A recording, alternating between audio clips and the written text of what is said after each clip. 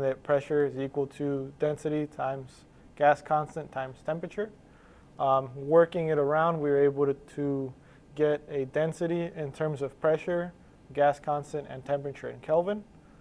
For the conservation of energy along a streamline, we started with a difference in pressure plus 1/2 times density times velocity squared should be constant. To find the air velocity, we started with Bernoulli's principle, and being that our depth was the same and the velocity at a stagnation point is 0, we were able to come up with this equation, solve for velocity, and we found that the velocity is the square root of 2 times the difference in pressure divided by the density.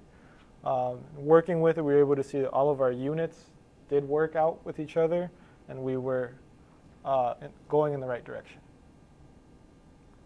So here's our first graph showing air density as a function of height. So what it's showing is a positive trend towards the center. So our center was at a depth of 9 inches. So that just showed the positive peak. And then as you can see, as the depth increased, it started to fall off a bit. That's showing like the negative trend as it dropping as the depth increases. Oh, next we have the air velocity. Air velocity is a function of height. So as said before, velocity is calculated using Bernoulli's principle. So at constant pressure along a streamline, you can find the velocity. So as you can see, again, the positive trend is towards the center, which is 9 inches. And then as the depth increases, the velocity began to fall off because then pressure began to drop as well. And you can see that negative trend kind of. It's slight, but it's there. Slight. Next, we looked at fan speed, air velocity, and temperature together. And in this graph, each bar represents air velocity at a specific fan speed. So, for example, the dark blue is velocity at 20 hertz, while the green is velocity at 40 hertz.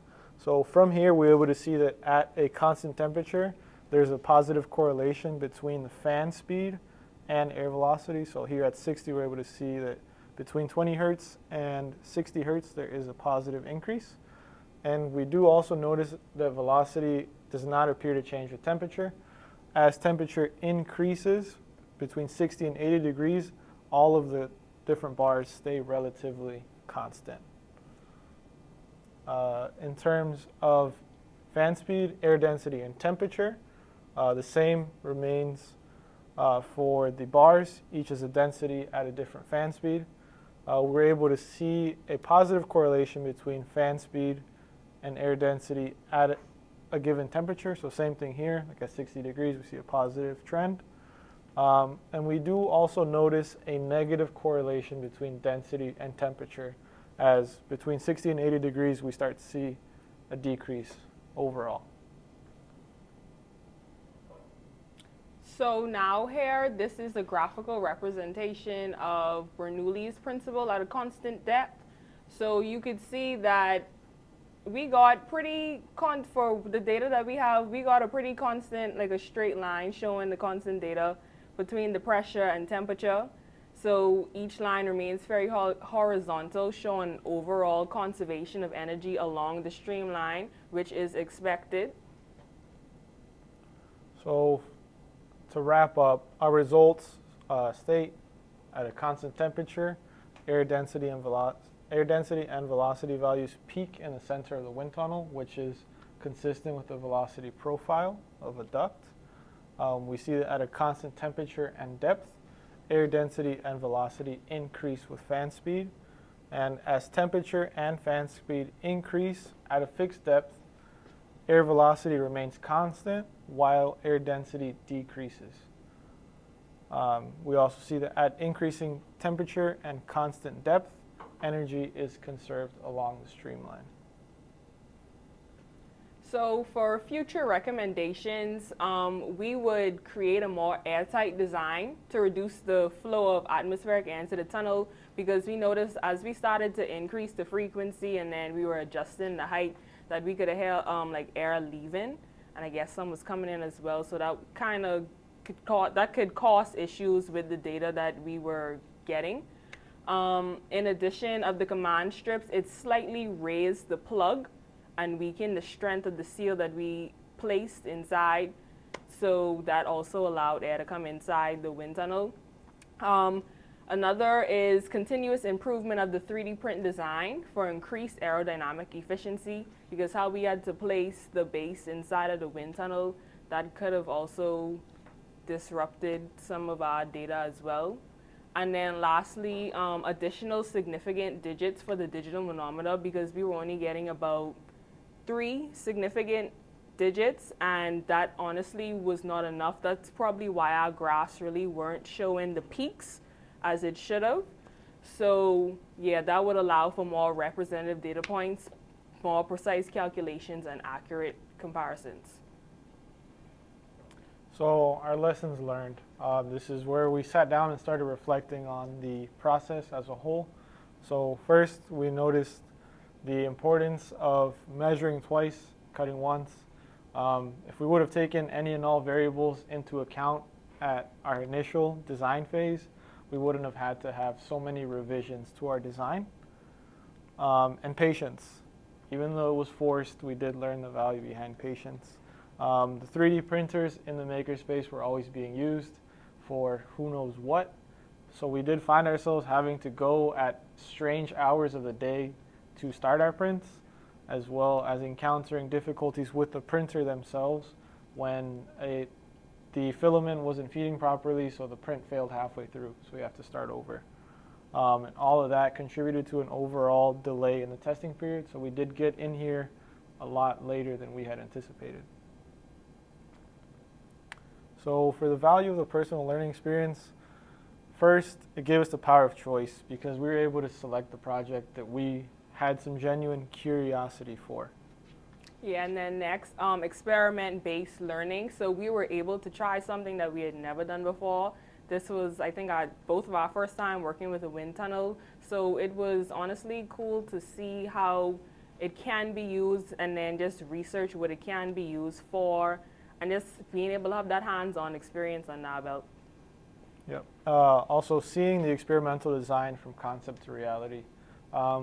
It was a lot longer of a process than we had originally planned for, but it did allow us to approach the project more methodically, thinking of different variables and taking them into account when creating designs and when running the experiment. Next, also the addition of skills to our tool belt, because as upcoming engineers, it's so important that we get that experience and that hands-on experience before we get into the field, especially while we're doing our studies. So just being able to use the 3D printers more, especially if we haven't been using them already, getting a feel of how, I guess, we'd be using them in the work field, and then the wind tunnel, if that's anything we'd be interested in the future, being able to say, yeah, I know how to work that, I know to turn that on, calculate pressures, I know how to use it and what to use it for.